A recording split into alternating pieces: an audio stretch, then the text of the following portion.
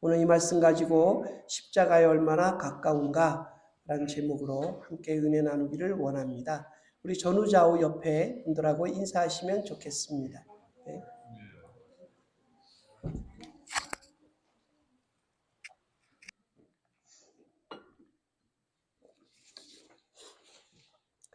한자 성어 가운데 금묵좌흑이라는 말이 있습니다. 묵을 가까이 하면 검은 것이 묻는다. 서예하신 분들이라면 아마 아실 겁니다. 이렇게 묵을 갈면 거기서 검은 것이 나오는데 서예하다 보면 그 묵이 이 검은 먹물이 어느새 묻어 있어요. 그러니까 금묵좌흑이라는 말이 거기서 나온 것 같은데 찾아보니까 긍정적인 말은 아니랍니다.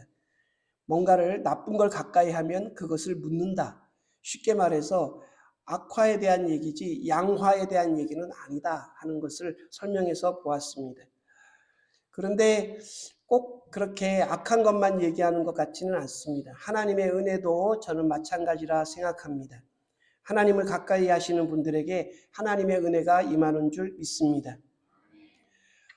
어느 집사님 가정에 어느 아들이 하나 있었는데 이 집사님 가정이 그 아들에게 여러 가지 얘기를 하지만 교회를 가는 것만큼은 이 주일날 교회 가는 것만큼은 양보를 안 하셨어요. 부모님과 꼭 교회를 같이 가야 된다. 아들이 이런 말 저런 말 말썽쟁이 아들이라 했지만 결국은 부모님이 이겼습니다. 그래서 교회를 주일날 되면 몇 번 갔다 왔어요. 몇 번 갔다 와서 하는 말이 엄마 아빠 자기가 결심을 했다는 겁니다. 뭘 했냐? 목사가 되겠습니다. 이렇게 얘기를 하더래요. 그래서 어머니가 와 기특하기도 하고 근데 어떤 은혜를 받았나 싶어서 왜 그런 생각을 했냐 물었더니 아들이 이렇게 말하는 겁니다. 엄마 아빠 제가 계속 교회를 앞으로 가야 되는 거 아닙니까? 그러니까 그래 그건 그렇지. 제가 교회 가서 보니까 조용히 앉아서 설교를 듣는 것보다는 앞에 서서 고래고래 소리 지르는 게 더 훨씬 재밌는 것 같아서 목사가 되려고 합니다. 이렇게 얘기를 했대요. 교회를 가까이 하기 때문에 그 말썽쟁이 아들이 목사님이 되고 싶다 하는 생각을 한 거 아니겠습니까? 교회도 안 나갔으면 그런 생각 자체를 하지 않았겠지요. 우리가 진리를 생각할 때 여러 가지 말들이 많지만 공산주의자들이나 아니면 사회주의자들이 하는 얘기가 있습니다. 교회는 전염병과 같다. 이런 얘기를 그들이 우리를 비난하면서 했습니다. 왜냐하면 퍼져나가는 것이 금방금방 하나님의 은혜로 접할 때마다 하나님을 깨닫고 알게 된 사람들은 정말 많은 변화를 일으키기 때문에 그렇습니다.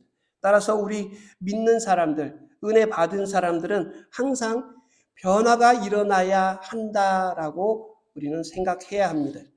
변질되면 안 되는 겁니다. 성령님께서 우리 가운데 오셔서 창조적인 사역을 하기 때문에 우리 삶 가운데 우리는 분명 예수 믿으며 변화가 있어야 합니다.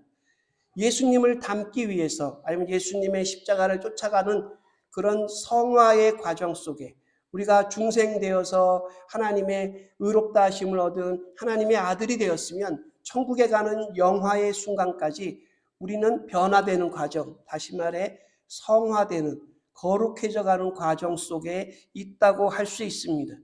그 변화의 과정 속에서 하나님은 우리로 하여금 십자가 지게도 하시지만 십자가 지는 우리에게 끊임없이 주님을 닮아가는 변화를 일으키시고 천국을 미리 맛보게 하실 뿐만 아니라 그 변화의 과정 속에 하나님의 뜻을 알아가도록 우리에게 은혜를 베푸십니다. 그런데 이 변화라는 것이 좋은데 이 변질의 유혹이 항상 믿는 사람들에게는 다가와 있습니다. 사탄이 교회를 흔드는 것은 어떤 어마어마한 핍박으로 흔들던 건 옛날 얘기입니다. 이제는 우리가 하나님의 뜻을 따라서 변화되어 가는 그 과정 속에 개입하여서 변질의 유혹을 우리에게 끊임없이 주기 때문에 우리가 변질되는 것을 조심해야 합니다. 하나님의 뜻과 우리의 일이 일치되기 위해서는 하나님의 뜻을 꺾는 것이 아니라 우리가 우리 자신을 부인하고 하나님의 창조적인 일을 믿고 우리가 변화되어져 가는, 그러려면 우리 자신은 창조적으로 파괴되어 가는 그런 과정을 우리가 절대로 미루어서는 안 된다 하겠습니다. 본질적으로 성도에게 있어서 절대 변질돼서는 안 되는 우리의 신앙을 잘 지킬 줄 아는 그런 구원의 당위성, 구원의 반듯한 이유가 우리에게 있기 때문에 우리는 이 점을 항상 조심해야 됩니다. 그럼에도 불구하고 교회는 변화보다는 변질을 항상 늘 많이 해왔습니다. 왜 변질이 된 성도나 교회들이 그렇게 역사적으로 나타났을까요? 여러분, 변질이 뭔가 저한테 물으신다면 저는 한마디로 대답할 수 있습니다. 순수함을 잃어버리는 겁니다. 좀 더 고상하게 말하면 세속화되어 가는 겁니다. 교회에 다니면 다닐수록 변질은 되지 마시고 변화되시는 저와 여러분 되시기를 주님의 이름으로 축원합니다. 제가 제 자신을 봐도 깜짝깜짝 놀랄 정도로 아차하고 싶으면 제 자신의 어떤 믿음이나 그런 것들이 이 변질의 길을 걸어가는 것을 보게 됩니다. 이 서글픈 이야기죠.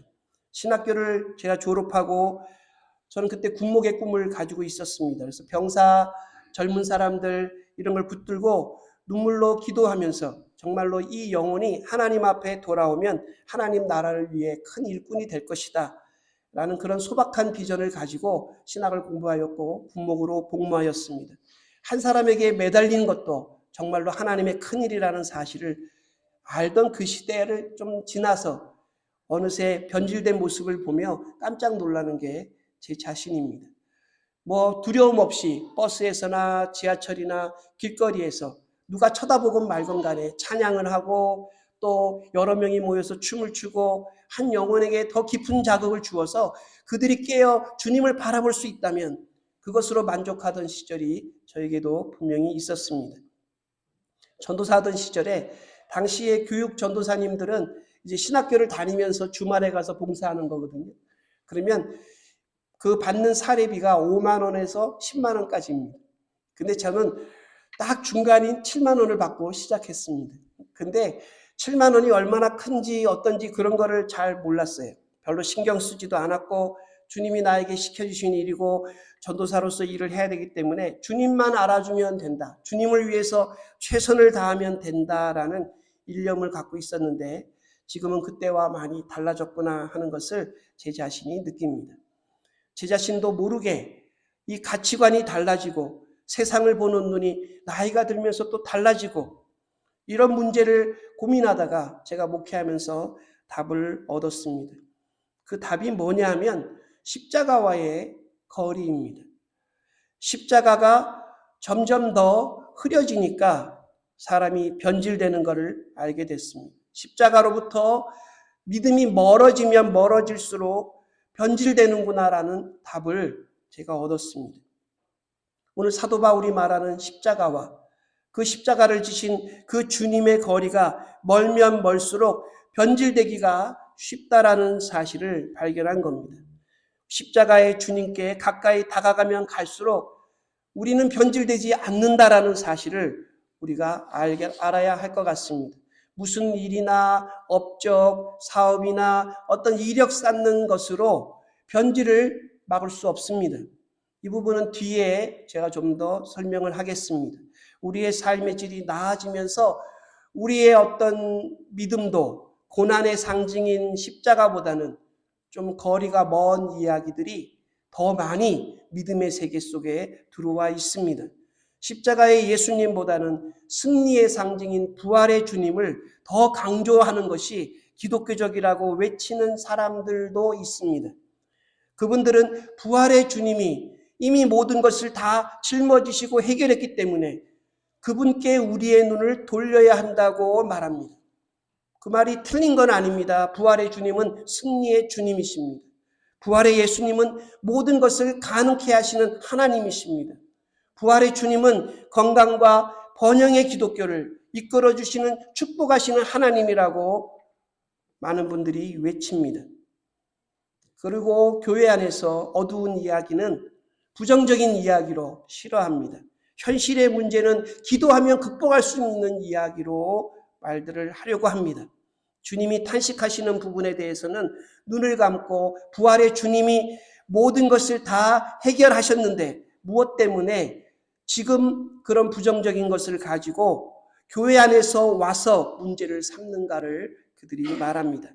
이미 구원받아, 여러분 생각해 보십시오. 이미 구원받아 천국에 들어가는 보장을 내가 받았는데 십자가의 이야기를 우리는 왜 해야 되고, 해마다 이 고난주간, 사순절, 예수님의 고난에 대해서 길게 묵상하고 그리고 나서 우리에게 부활의 하루를 이야기하는가, 이렇게 생각하시는 분들이 있을지도 모르겠습니다.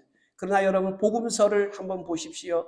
부활에 대한 얘기보다 앞에 십자가를 지시기 위해 예루살렘에 들어와 지내신 그 일주일의 고난의 예수님에 대한 그 분량이 훨씬 더 많다는 것을 우리는 쉽게 알 수 있습니다. 우리도 다음 주에 부활주일입니다. 부활의 주님이 주인공이 맞기 때문에 그렇게 말하시는 분들이 100% 틀렸다는 얘기를 저는 하고 싶지 않습니다. 부활의 주님을 우리도 찬양합니다. 부활의 주님 안에서 모든 것이 이루어졌음을 믿습니다. 죽음을 이기신 부활의 주님이 정말 불가능이 없으신 것처럼 우리도 봅니다. 기독교는 항상 희망의 종교고, 미래의 종교고, 완성의 종교고, 부활을 보면 능력의 종교라는 것이 절대 부인할 수 없는 사실이고 진리입니다. 그런데 무엇이 문제입니까? 이렇게 십자가를 우리가 보다 더 많이 말하는 이유는 무엇이겠습니까? 그것은 바로 십자가가 없는 부활이란 바른 신앙이 아니라는 것이고, 이것을 잊어버리면 문제가 생긴다는 것입니다. 축복만 남고 십자가를 빼보십시오. 형통만 말하고 십자가를 빼버릴 때 그러한 것들이 교회와 성도들을 모르게 은근히 변질시켜 나가는 것을 우리는 보게 됩니다. 오늘 말씀 중에 사도 바울이 내가 너희 중에서 예수 그리스도와 그의 십자가에 못 박히신 것 외에는, 이게 무슨 말입니까? 예수 그리스도와 그의 십자가에 못 박힌 것만 내가 알기로, 아무것도 알지 아니하기로 작정하였다, 마음에 결심하였다고 그가 말합니다. 예수 그리스도와 십자가만 알기로 결정하였다. 이 말씀을 여러분 잘 생각해 보십시오. 정말 아무것도 알지 않고 그것만 알아도 된다는 말일까요? 다른 것도 알아야 되는데 이 말씀이 너무나 중요하다는 표현을 극단적으로 강조한 것일까요?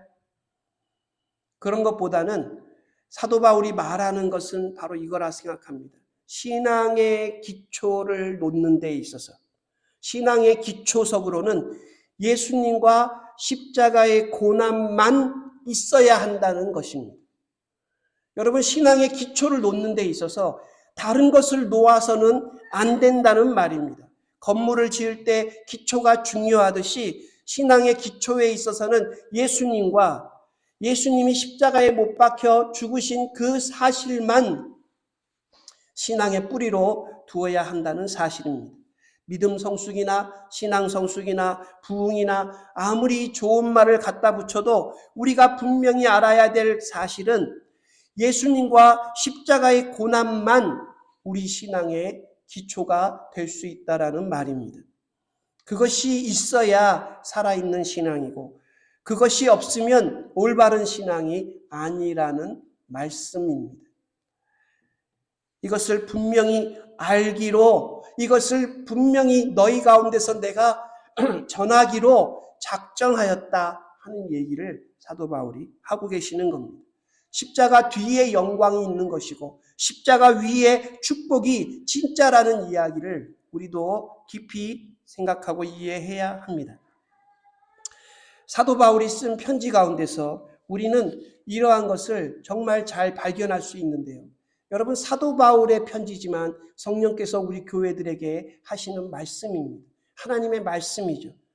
사도 바울이 전하는 복음은 십자가 신앙입니다.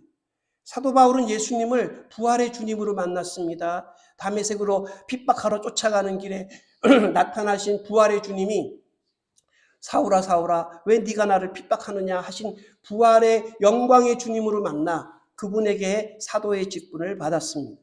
그렇게 사도된 그는 부활의 신앙을 중심으로 경계할 것 같아요. 정말 신비롭지 않습니까?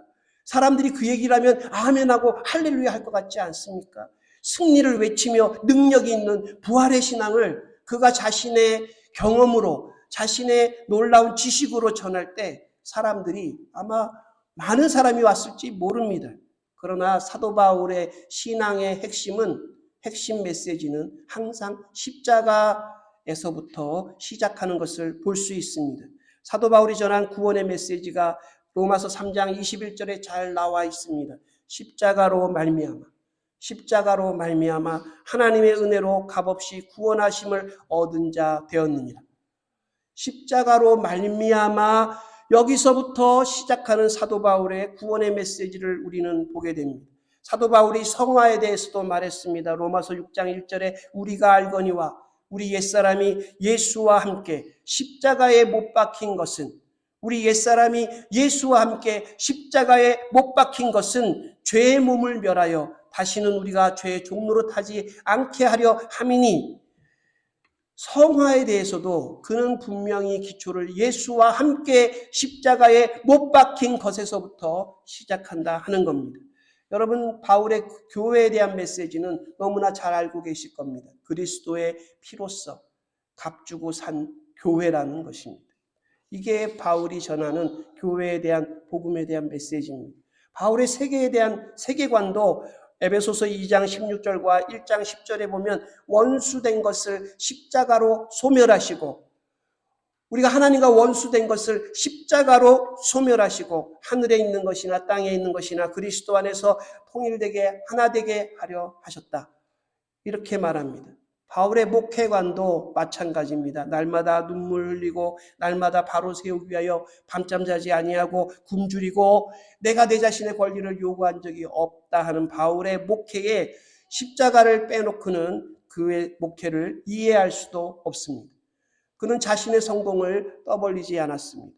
적극적인 사고를 말하지도 않았습니다. 인생을 사는 데 있어서 복을 이야기하지도 않았습니다. 그럼에도 불구하고 사람들이 듣기 싫어하는 아니면은 즐겨하지 않는 십자가의 이야기는 그의 중심 사상이고 교회를 세우는 기초로서 자신이 내세워야 하기 때문에 분명히 십자가를 전한 것이라 할 수 있습니다. 이 사도 바울이 전하는 복음의 기초서로서 십자가만 있었다는 사실을 우리는 더 깊이 염두에 두어야 합니다. 이것이 사도 바울이 변질되지 않은, 정말로 그가 순교하며 목이 잘릴 때까지 변질되지 않은 바로 신앙의 순수함을 지킨 바로 그 원인이었고 결과였고 그의 비결이었습니다. 십자가에 가까이 있었기 때문에 그렇습니다. 바울의 이러한 모든 신학과 생각과 마음은 바로 십자가의 영성으로 이어져 있고 그것이 기초로 하여 되어 있는 것을 보게 됩니다. 많은 사람들이 아니면 어떤 신학자들이 이렇게 말하는 걸 봤어요. 신학과 신앙은 별개의 문제다. 저는 여기에 동의하지 않습니다. 제가 속해 있는 교단도 제가 배운 어릴 적부터 자란 교단도 여기에 동의하지 않습니다.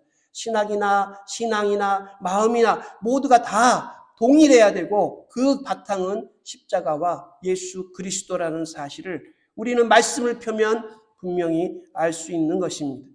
빌립보서 2장 5절에 우리가 잘 아는 빌립보 교회의 찬송시가 나오는데요.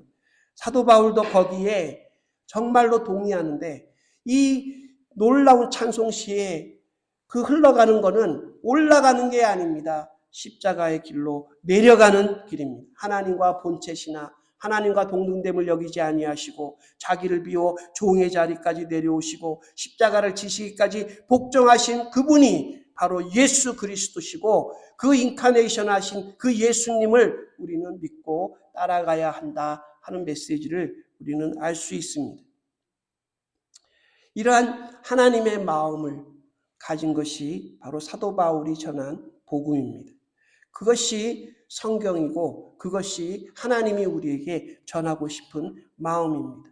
골로새서 1장 20절을 여러분이 한번 찾아보십시오. 바울이 이런 말을 합니다. 그리스도의 남은 고난을 그의 몸된 교회를 위하여 내 육체에 채우노라. 십자가의 고난을 계속해서 그가 짊어지고 나가고 살아가겠다 하는 것을 말합니다. 그리스도 예수의 사람들은 그 정과 욕심을 못 박았느니라. 어디에 못 박았다는 얘기입니까? 바로 십자가에 못 박았다 하는 얘기를 우리가 보게 됩니다. 여러분 잘 생각해 보십시오. 오늘 우리가 관심을 가지는 신앙, 이 믿음이라는 것과 성경이 말하는 바울이 전했던 십자가의 신앙, 이것과 동일합니까? 여러분 거리가 있습니까? 그러면 우리는 변질의 우려가 걱정되는 사람입니다. 십자가가 빠진 신앙은 반드시 성도와 교회를 변질시킬 수밖에 없습니다. 성공하면 성공한 대로 변질되고 실패하면 실패한 대로 변질시키는 것이 십자가를 떠난 신앙입니다. 십자가를 잃어버리면 주님이 세우신 교회라고 말하기 어려운 지경까지 우리가 떨어진다는 사실을 우리는 꼭 기억해야겠습니다. 말씀의 결론을 맺고자 합니다. 오늘은 종료주일입니다. 내일부터 고난일입니다. 제가 여러분들에게 고난 묵상 자료를 뒤에 비치해 놓고 나눠드립니다. 여러분이 가져가셔서 오늘서부터 이제 부활절 오기 전까지 여러분 하나하나 보시면서 그 안에 있는 십자가를 여러분 묵상해 보십시오.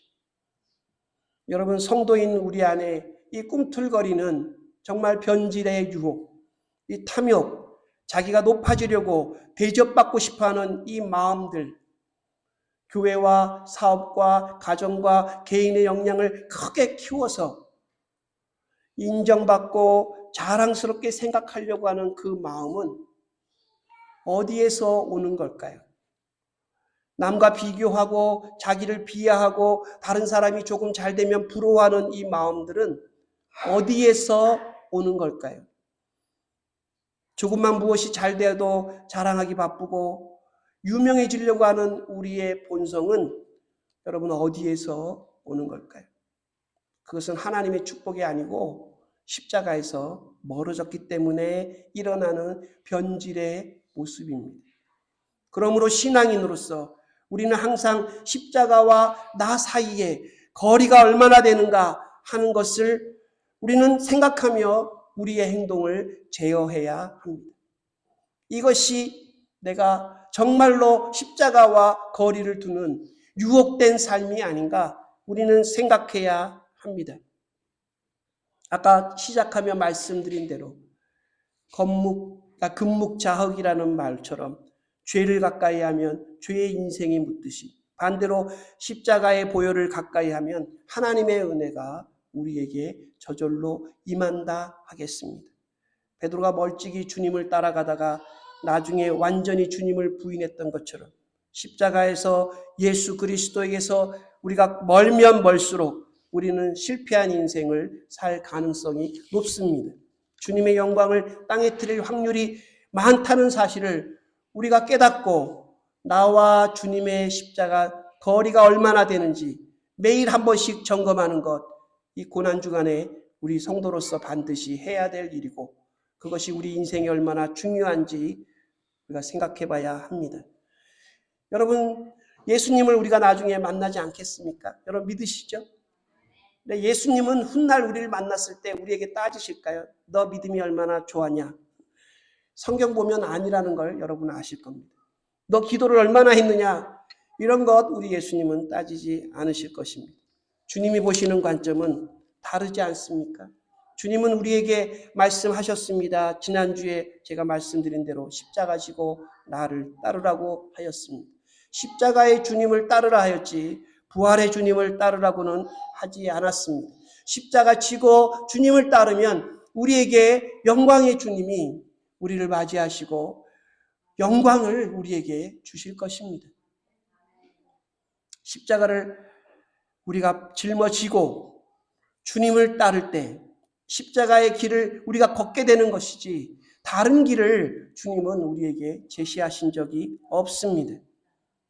그럼에도 불구하고 정말로 주님이 오실 날이 가까워지는 이때에 십자가와 거리가 점점 멀어지는 그것의 의미를 퇴색시키는 그런 것을 보며 안타까움을 느낍니다.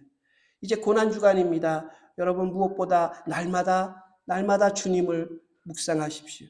그 변화를 받으십시오. 두 번째로는 십자가 길을 걸어가셨던 사람들의 이야기, 선배, 동료, 또 그런 사람의 모습을 여러분의 삶과 비교해 보십시오. 내가 정말 그 길을 걸어가고 있는가? 그들을 통해 확인해 보십시오. 세 번째로는 오늘 말씀에서도 나와 있듯이 성령의 가르침을 따라서 십자가를 지십시오. 여러분 성령은 얼마나 말씀하시는가? 어느 책의 제목이 이겁니다. 성령님의 5초 레슨. 성령님은 딱 5초 말씀하십니다. 전도해라. 저 사람에게 복음을 전해라. 저 사람에게 교회 가자고 해라. 아니라고 말해라. 예스라고 말해라. 이게 5초 걸립니까? 제가 볼 때는 3초도 안 걸리는 것 같아요. 그런데 그 성령님의 레슨을 우리가 받아들일 때 우리 인생을 바꿀 변화될 결정을 하는 것입니다. 자, 이제 고난주간 묵상 자료를 여러분께 드렸습니다. 여러분 십자가의 신앙, 내 신앙의 기초에, 내 믿음의 뿌리에 예수님과 우리를 위하여, 죄인인 우리를 위하여 십자가에 못 박히신 것 외에 다른 것들은 다 치워버리십시오. 하나님의 은혜가 작은 믿음이라도, 겨자씨만한 믿음이 남아있다 하더라도 그 믿음에 하나님은 축복을 부으실 것입니다. 그것이 싹이나 우리를 구원으로 인도하는 것이지 거창한 어떤 무엇인가가 우리를 하나님 나라에 예수님 앞에 데려다 놓지 않을 것입니다. 한국의 유명한 목사님들 가운데 정동성 목사님이라는 분이 계십니다. 이분이 옛날에 목회하실 때, 지금은 은퇴하신 걸로 알아요. 목회 한창 하실 때가 70년대 80년대 초였는데 둘째 아들이 이 반항하였습니다. 앞에 있는 말썽쟁이 아들처럼. 얼마나 반항하였냐면 70년대 80년대는 여러분 기타 메고 교회 가면 장로님들에게 등짝 스매싱 당했습니다. 교회 어때 건방지게 기타를 메고 오냐고. 저도 그런 사람 중에 하나였는데 이 아들이 교회에 그때 머리를 길게 하고 꽁지머리를 하고 나타났어요.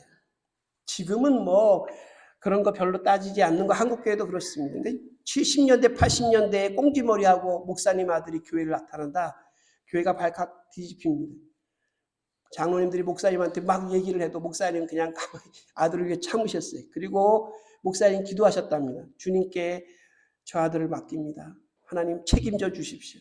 그랬더니 이제 부활절을 맞아가지고 그 교회 청년들이 그 성극을 준비했어요. 예전에는 교회에 부활절 되면 이렇게 중간에 연극 무대를 만들고 아니면 강대상을 치르고 그런 성극들을 많이 했습니다. 십자가에 채찍 맞으신 예수님이라든지 부활하신 예수님 이런 거 모습을 청년들이 많이 했는데 그 부활절 성극에 머리 기른 남자를 찾다 보니까 그 목사님 둘째 아들이 당첨이 된 겁니다. 청년들이 몰려가가지고 막 붙들고 그 둘째 아들 말썽에 꽁지머리한 아들을 붙잡고 예수님 역할을 맡겼습니다. 그냥 한 번 맡긴 게 아니라 여러분 매일 저녁마다 모여가지고 예수님과 십자가에 그거를 계속 연습을 하는 겁니다. 그 목사님이 보니까 한 20번 넘게 하더래요. 부활절이 돼서 성극이 끝났습니다. 그러더니 그 아들이 금식을 하더랍니다.